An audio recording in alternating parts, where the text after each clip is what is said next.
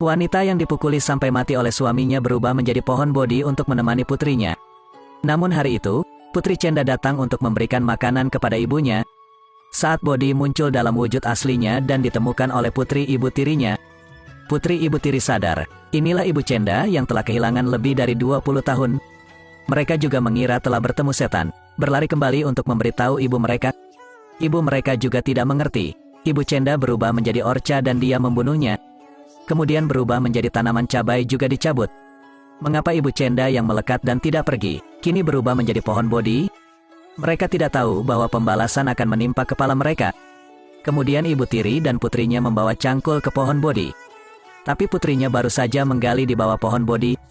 Pohon Bodhi memancarkan cahaya kemasan, dan dalam sekejap mendorongnya sejauh 200 meter.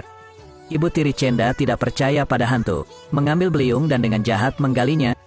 Tapi dia juga dalam situasi yang sama. Ibu dan anak itu takut untuk melarikan diri dari tempat kejadian. Di sisi lain, Chenda tahu, sekarang pohon Bodhi dalam bahaya. Dia lari ke pohon Bodhi. Mama. Dia menemukan bahwa Bodhi tidak terluka sama sekali. Baru setelah itu dia dapat yakin. Setelah ibu tiri kembali ke rumah, semakin mereka memikirkannya, semakin marah mereka.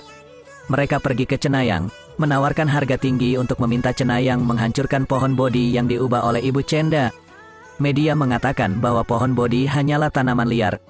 Dia, demi uang, setuju dengan ibu tirinya. Setelah itu, medium pergi ke pohon Bodhi sendirian. Tak disangka, pohon Bodhi belum juga beraksi, dan mediumnya jatuh ke tanah. Kemudian dia dengan cepat melarikan diri. Keesokan harinya, Chenda pergi mengunjungi Bodhi seperti biasa. Ibu Bodhi melihat putrinya menderita, sangat sedih untuknya. Dia tidak berharap bahwa suaminya tidak hanya membunuhnya, tetapi sekarang dengan istrinya yang sekarang menganiaya putri mereka. Jadi Bodhi berkata kepada putrinya, dia akan bertemu cinta. Dia tidak akan diganggu oleh ibu tirinya lagi. Benar saja hari itu, Kosal tidak sengaja berjalan ke pohon Bodhi. Raja Kosal merasa seluruh batang pohon memancarkan cahaya kemasan. Pasti pohon ajaib. Dia ingin membawa pohon Bodhi ini kembali ke istananya. Itu bisa membuat kerajaan berkembang. Jadi dia memerintahkan penjaga untuk menggali pohon Bodhi di depannya. Namun tak disangka, pohon Bodhi itu masih menempel kuat di tanah dan tidak bergerak. Ketika Kosal melihat ini, dia meninggalkan pengawalnya untuk menjaga pohon Bodhi. Tetapi pohon Bodhi tahu bahwa keesokan harinya putrinya akan mengunjunginya. Maka pada malam harinya, pohon Bodhi tiba-tiba muncul. Namun keesokan harinya ketika Chenda mengunjungi ibu Bodhi, dia masih sering terlihat oleh raja. Saat itu, Kosal mengetahui bahwa pohon Bodhi itu adalah ibu Chenda. Jadi Kosal menunggu setelah Chenda pergi, sendirian ke pohon Bodhi.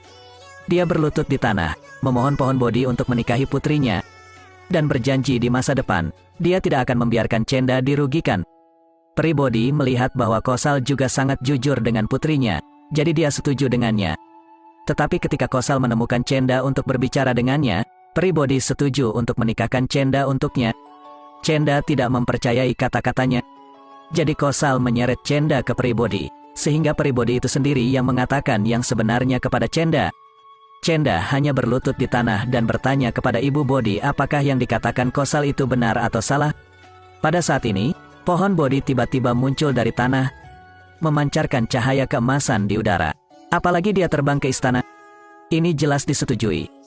Tetapi bahkan seseorang dari istana, pohon Bodhi tidak bisa dirobohkan. Pohon Bodhi juga menolak mendarat. Raja tahu penyebabnya adalah Chenda. Jadi raja segera mengirim tim untuk menjemput pengantin wanita untuk menjemput Chenda. Ibu tiri Chenda tahu tentang tim resepsi pernikahan yang begitu besar. Sekali lagi, raja mengirim untuk menyambut Chenda ke istana sebagai selir. Mereka merasa ada yang tidak beres. Mereka khawatir Chenda akan membalas dendam. Mereka lari ke belakang gunung untuk bersembunyi. Ibu tiri dan putrinya tidak menyangka bahwa Chenda dulu sering dibuli.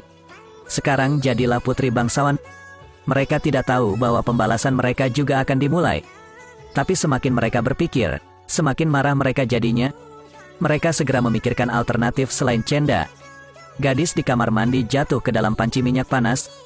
Dia menderita luka bakar yang menyakitkan di sekujur tubuhnya. Tapi ibunya ada di sampingnya, tersenyum sangat bahagia. Dia menyaksikan Chenda terbakar sampai mati oleh minyak panas. Ternyata tidak lama kemudian, Chenda lebih banyak diminta oleh sang raja. Raja membawa berbagai macam hadiah dan membungkuk dengan hormat di depan Chenda. Saya ingin membawanya ke istana sebagai seorang putri. Chenda langsung membeku. Dia tidak menyangka bahwa orang yang disetujui ibunya adalah raja mereka.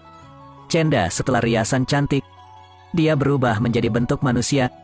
Dia menjadi seorang wanita muda yang duduk di tanduk ke istana. Ibu tiri dan putrinya ketakutan dan melarikan diri ke hutan. Mereka tidak mengharapkannya. Chenda yang dulu dibuli oleh mereka, kini menjadi seorang putri. Semakin mereka berpikir, semakin marah mereka. Pikiran jahat muncul di hati mereka. Chenda baru saja diterima di istana. Pohon Bodhi perlahan otomatis mendarat di tanah. Chenda awalnya berpikir untuk pergi ke istana. Di bawah perlindungan raja dan ibu Bodhi, dia tidak akan diintimidasi oleh ibu tiri dan anak-anak. Tetapi semakin banyak ibu tiri memikirkannya, semakin dia tidak mau. Putrinya jelas terlihat seperti Chenda. Mengapa Chenda bisa menjadi seorang putri? Dan putrinya sangat miskin. Jadi ibu tiri Chenda berdiskusi dengan ayahnya, bersiap untuk mengelabui Chenda kembali untuk membunuh. Lalu biarkan Rota menggantikan Chenda di istana sebagai selir. Keesokan harinya, mereka mengirim surat ke Chenda. Surat itu mengatakan bahwa ayah Chenda sakit parah. Chenda langsung khawatir. Meskipun ayahnya membunuh ibunya, dia sering memukulinya. Tapi Chenda tetap memutuskan untuk pulang mengunjungi ayahnya. Dia mengucapkan selamat tinggal kepada raja. Raja merasa ini adalah konspirasi, tapi tidak bisa menghentikan Chenda. Dia tetap menyetujui permintaan Chenda, agar dia kembali mengunjungi ayahnya. Ibu tiri, melihat Chenda kembali, menyuruh ayah Chenda berbaring di tanah berpura-pura sakit. Dia pura-pura berlari menyambut Chenda. Mereka sudah menyiapkan jebakan di dalam ruangan. Ibu tiri Chenda berpura-pura berada di tanah, mengungkapkan penyesalannya sekarang.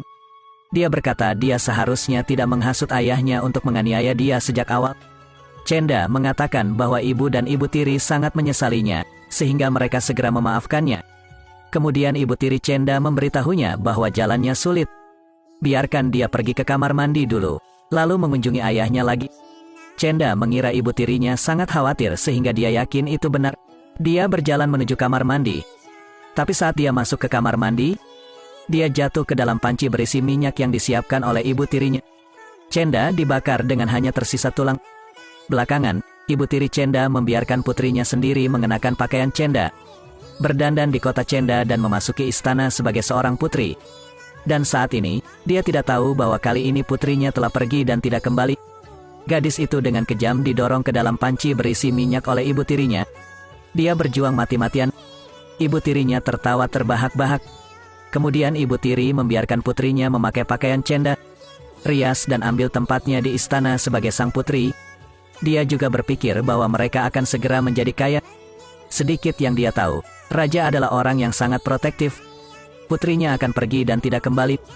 Peri melihat Chenda yang malang. Gunakan mantra untuk melindungi jenazah Chenda. Kemudian untuk sementara mengubah Chenda menjadi burung tamu.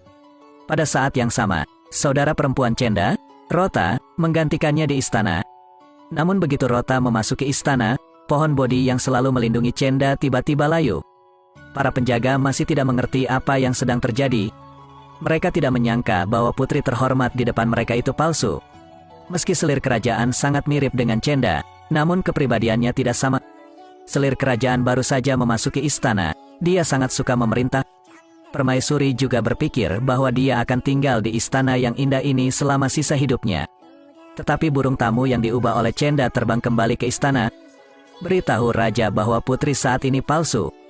Katakan padanya bahwa dia adalah putri yang sebenarnya, dan ceritakan kepada raja seluruh cerita tentang dirinya yang pulang untuk mengunjungi ayahnya. Raja tidak mudah mempercayai kata-kata burung tamu. Jadi raja mencari selir kerajaan, dan burung tamu membawa mereka ke depan pohon Bodhi. Raja tahu bahwa pohon Bodhi tidak akan menyalahkan putrinya. Jika ada yang bisa menghidupkan kembali pohon Bodhi, orang itu adalah ratunya. Permaisuri ketakutan, dan buru-buru berpura-pura memanggil pohon Bodhi. Semoga pohon Bodhi bisa hidup kembali. Tapi dia tidak bisa melakukan itu. Raja tidak melihat pohon Bodhi menjadi hidup. Maka raja membiarkan burung tamu itu terbang di depan pohon Bodhi, agar burung tamu itu menghidupkan kembali pohon itu. Burung tamu hanya berteriak beberapa kali, dan pohon Bodhi benar-benar hidup. Ketika saudara perempuan Chenda melihat ini, dia langsung diancam. Dia buru-buru mengakui segalanya kepada raja. Dia memohon pengampunan raja, dan menyalahkan ibu tirinya di rumah. Raja segera mengunci adik perempuan Chenda di dalam toples dan memerintahkan seseorang untuk menggendongnya kembali. Ketika Ibu Tiri melihat Guci dari istana, dia melompat kegirangan. Dia juga berpikir bahwa putri di istana memberikan hartanya. Tapi ketika dia membuka toples untuk melihat, di dalamnya ada sisa-sisa putrinya. Ibu Tiri itu langsung menangis. Mereka tahu kejahatan mereka telah terungkap. Sebuah rumah berkemas dan meninggalkan desa. Seluruh keluarga menjalani kehidupan mengemis.